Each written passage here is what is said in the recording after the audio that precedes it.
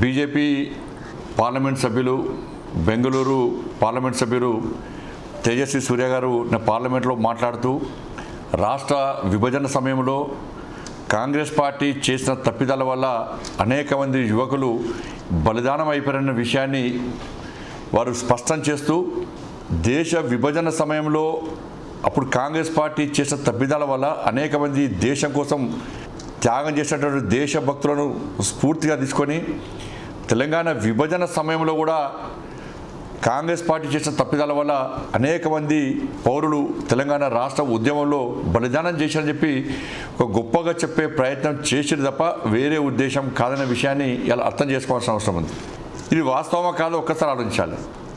దేశ విభజన సమయంలో అటు కాంగ్రెస్ పార్టీ ఏ విధంగా తప్పు చేసింది, ఏ విధంగా దేశం కోసం బలైపోయారు, ఆ దేశభక్తులు ఇవాళ తెలంగాణ ఉద్యమకారులు బలైపోయినటువంటి తెలంగాణ ఉద్యమకారులు అందరూ కూడా సమానం. ఇద్దరు వాళ్ళు దేశం కోసం త్యాగం చేశారు, వీళ్ళు తెలంగాణ రాష్ట్రం కోసం బలైపోయారు.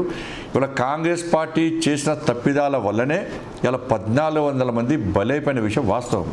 2009 డిసెంబర్ 9 రోజు నాడు ఇదే కాంగ్రెస్ పార్టీ తెలంగాణ ఏర్పాటుకు ఫస్ట్ సహకరించి తిరిగి యూటర్న్ తీసుకొని డిసెంబర్ 9 రోజు ప్రణబ్ ముఖర్జీకి కమిటీ వేసి 5 సంవత్సరాల కాలయాపన చేసినందువల్లనే కదా ఇవాళ 1400 మంది ఇలా బలైపోయారు. దీనికి కారకులు ఎవరు? కాంగ్రెస్ పార్టీ వల్లనే ఈరోజు ఇంతమంది బలైపోయారు. దీనికి కాంగ్రెస్ పార్టీ బాధ్యత వహించాల్సి ఉంటుంది. దీన్ని దృష్టిలో ఉంచుకొని ఇవాళ తేజస్వి గారు మాట్లాడారు. ఇక దీన్ని పట్టుకొని నా కాంగ్రెస్ పార్టీకి సంబంధించిన కొంతమంది మంత్రులు, బీఆర్ఎస్ పార్టీ నాయకులు తేజస్వి సూర్య గారిని ద్రోహి, వెధవ, మూర్ఖుడు అనుకుంటే ఇష్టానుసారంగా మాట్లాడారు. ఇవాళ కాంగ్రెస్ పార్టీ నాయకులు నేను అడుగుతున్నా, మీరు ఎవరి క్యాబినెట్లో ఉన్నారు? ఇవాళ మీరు ఎవరి క్యాబినెట్లో ఉన్నారు?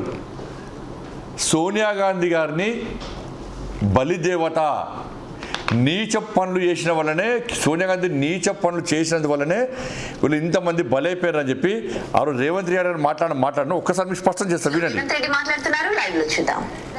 గుడి కట్టండి, బలిదేవత అని చెప్పి ఆమెకు బిరుదు ఇవ్వండి, అప్పుడు సరిగ్గా సరిపోతుంది. ఆమె నైజానికి, ఆమె చేసిన నీచమైన పనులకు 1000 మందిని బలి తీసుకున్నందుకు ఈ పార్టీ వాళ్ళు చేసే పనులు కూడా తెలంగాణ ప్రజలకు కళ్ళ కట్టినట్టుగా ఉంటది. అయితే ఈరోజు కాంగ్రెస్ పార్టీ అడుగుతున్న చంద్రబాబు నాయుడు గారిని ఏదైతే ప్రశ్నిస్తారో సమన్యాయం అంటే చెవిటోడి ముందర శంఖం ఊదినట్టుగా ఉంది.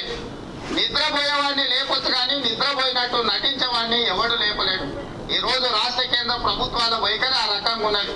సమన్యాయం అంటే తెలంగాణ ప్రజలు గత 50 సంవత్సరాలుగా పోరాట ఫలితంగా దీనికి కాంగ్రెస్ పార్టీ నాయకులు ఏ విధంగా సమాధానం చెప్తారో చెప్పాలి. ఫస్ట్ కాంగ్రెస్ పార్టీ నాయకులు ఇవాళ సోనియా గాంధీని బలిదేవత,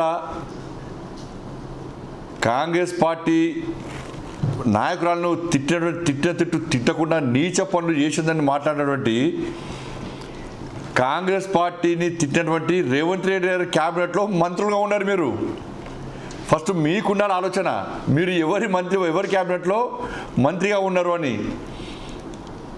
అటువంటి రేవంత్ రెడ్డి గారి క్యాబినెట్లో మీరు మంత్రులుగా ఉంటూ, మీ సోనియా గాంధీని తిట్టినటువంటి రేవంత్ రెడ్డి గారి క్యాబినెట్లో మంత్రులుగా ఉంటూ, మీ సోనియా గాంధీ నీచ పనులు చేసిందని చెప్పినట్టు రేవంత్ రెడ్డి గారి మంత్రివర్గంలో మంత్రులుగా ఉంటూ ఈరోజు భారతీయ జనతా పార్టీని ఇవాళ తెలంగాణ ఉద్యమకాలను దేశభక్తులతో పోల్చినటువంటి సందర్భాన్ని వక్రీకరిస్తూ మీరు మాకు వ్యతిరేకంగా స్టేట్మెంట్ ఇస్తే మీ నిజాయితీ ఏంది, మీ నియత ఏంది, మీ కమిట్మెంట్ ఏంది, మీ పార్టీ ఏంది? అసలు మీ పార్టీ ముఖ్యమంత్రి ఎవరు? తెలంగాణ ఉద్యమాన్ని వ్యతిరేకించిన వ్యక్తి.